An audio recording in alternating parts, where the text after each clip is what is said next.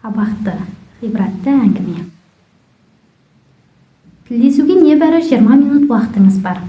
Рахмет, конвой.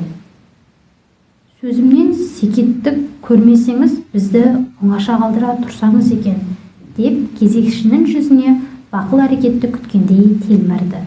Түрме ішіндегі шендінің шығысымен бөлме іші аздап есеңгіреп қалғандай үнсіздікке кемелді. Халің қалай, досым?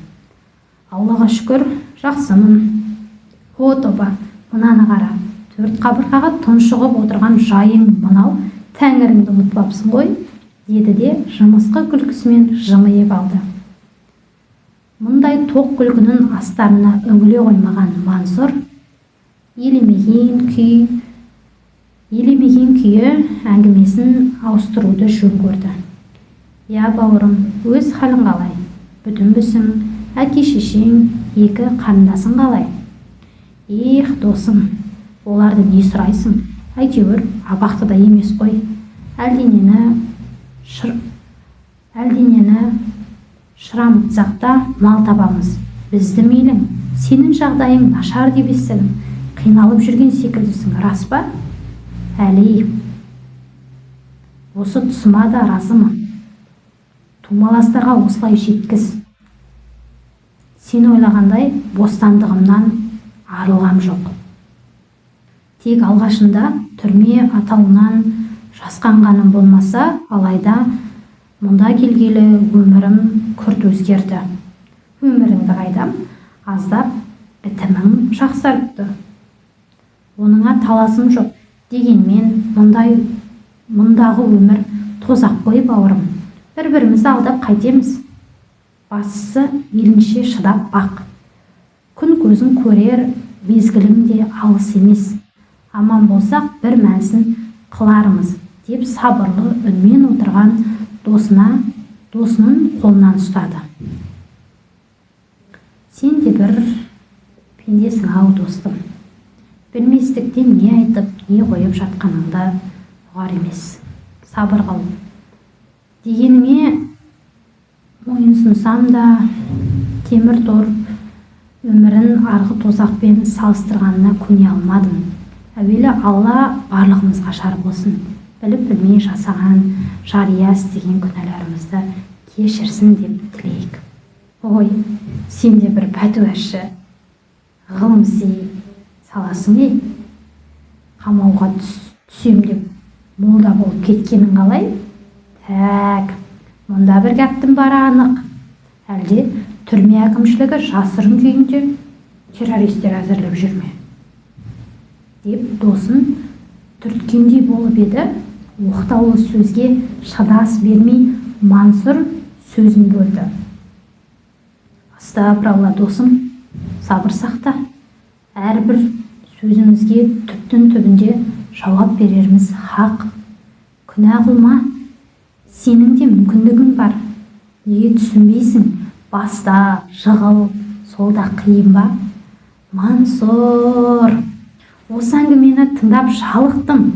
Тағы да қайталайын, менің қазір намаз оқуға уақытым жоқ. Таңертеңнен кешке дейін ғибадат жасап қана жүрсем, ауру шешемнің еміне кім ақша табады? Айтшы. Одан да шынайы көзбен қара. Айтуым парыз, бірақ түбінде өзгенің ала жібін аттаймын деп темір тор ар жағынан тартқан тауқыметіме еш бармақ тістемедім. Шенділердің қолына ілінгеніме ақ мәз екенмін. Себебін білесің бе? Мұнда түскенімде істеген қылығымнан есеп сұрауды білмес екенмін. Жоқшылықтың кебін киген сол бір шақтардағы ұрлығымды күнәға баламаған болар едім.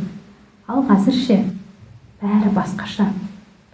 Хақты танығалы көп болмаса да өмірдің шын мәнін түсіндім. Шынтуайтына келгенде менің емес, мына сенің сүріп отырған ортаң абақты. Әне біреуді соққыға жығып, теңгесін аларсың. Өзгесін тақырға отырғызып обалына қаларсың.